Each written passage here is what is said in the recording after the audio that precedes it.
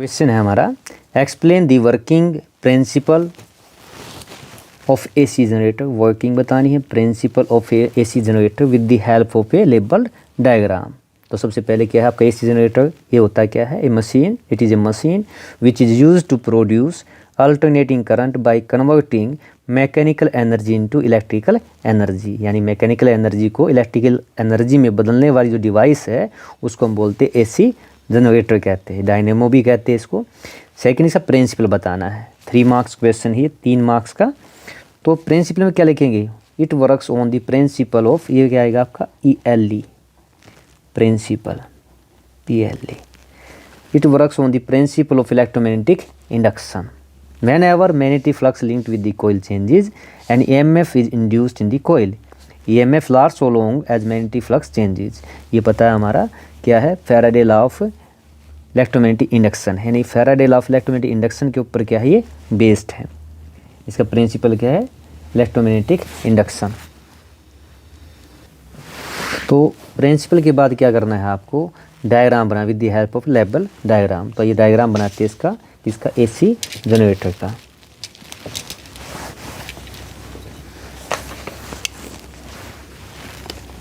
तो इसके अंदर क्या होती है, एक तो आर्मेचर होती है, ये आपकी आर्मेचर,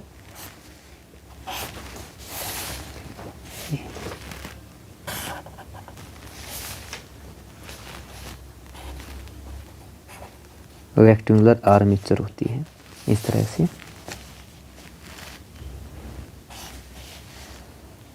ज़्यादा नहीं बताना, बट डायग्राम पूछे आपसे। डायग्राम के बाद क्या है आपकी आर्मेचर जो ABCD है, ये जुड़ी होती है किससे, 2 रिंग से जुड़ी होती है इस तरह से। 2 ब्रशेज होती हैं,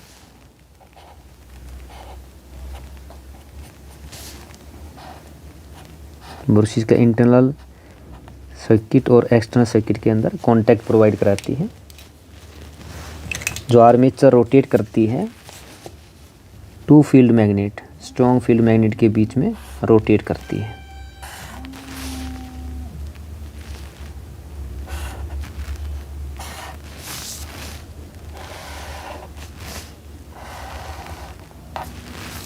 टू फील्ड मैग्नेट के बीच रोटेट करती है।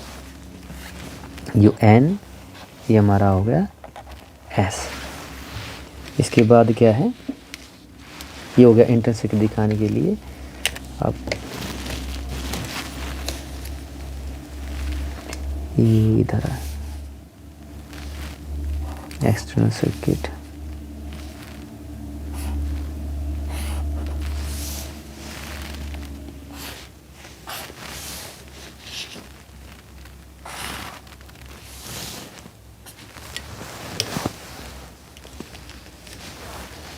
ये हो गया लोड,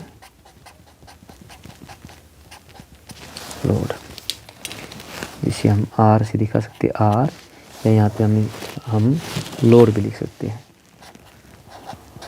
लोड। जो आउटपुट मिलेगी लेबलिंग करते हैं, ये क्या है, ये B1 ब्रशेज है, B2 सेकंड ब्रश है, ये आपकी R1, ये आपकी R2 2 रिंग है। लेबलिंग करेंगे आर्मेचर हुई A B C D, और जो मैग्नेटिक लाइन ऑफ फोर्स जो पास होती है वो क्या होती है, N to S पे होती है, N to S इस तरह से।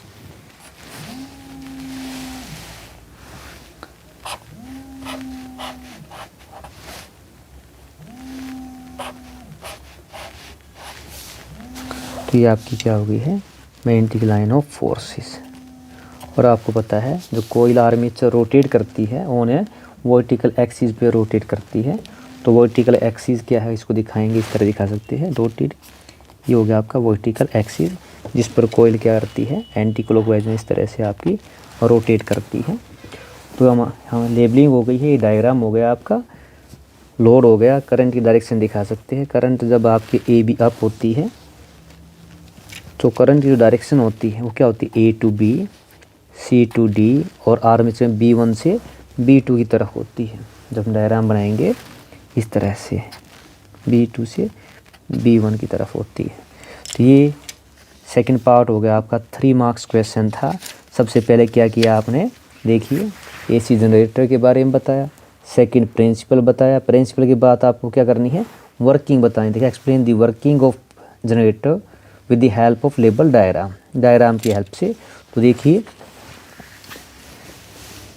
और डायरेक्शंस होती है इंड्यूस्ड करंट की, वो हम किस तरह निकाल सकते हैं, फ्लेमिंग राइट हैंड रूल्स का यूज़ करते हैं, Fleming right hand rule. Working देखिए क्या है, coil rotate the angle theta, जो होता है angle theta between magnetic field and normal of the coil changes continuously in the induced and EMF is induced होती है इन द कोयल। यानी देखिए जो आर्मेचर ABCD है, ABCD जब आपकी magnetic line of force pass होती है तो कोयल रोटेट करती है, और एंगल थीटा क्या है, between the coil magnetic field and normal of the coil.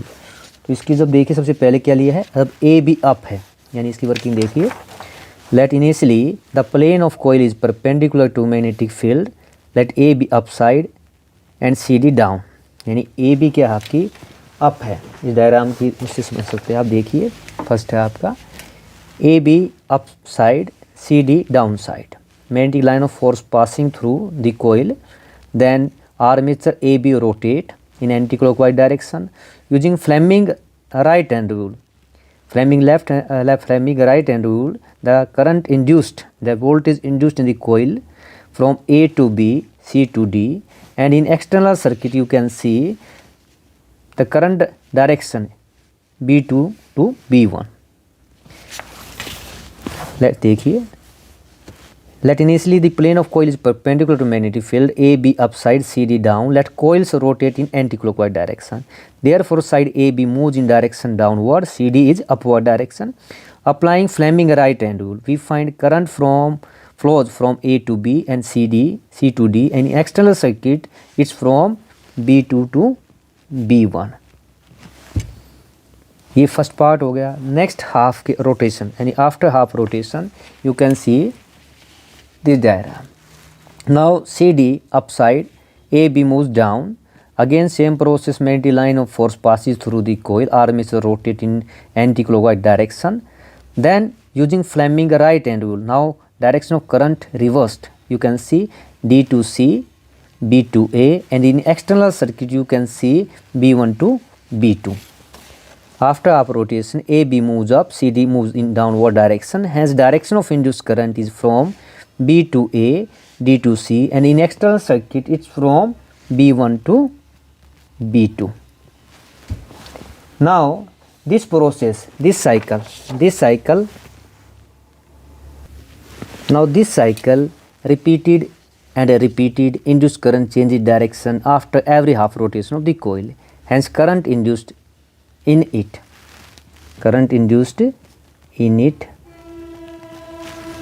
Alternating in nature. तो ये था आपकी working.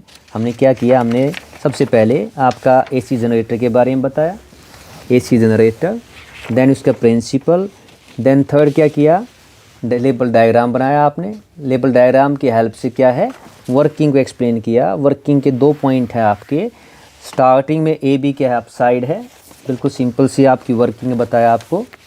Initially AB up side है और CD डाउन साइड है। जब magnetic line of force passes होती है तो भाई जब एंटी क्लॉकवाइज डायरेक्शन में आपकी कोयल रोटेट करती है तो इंड्यूस करंट जो होता है आपका using Fleming right hand rule in A to B, C to D and in external circuit from B to B1.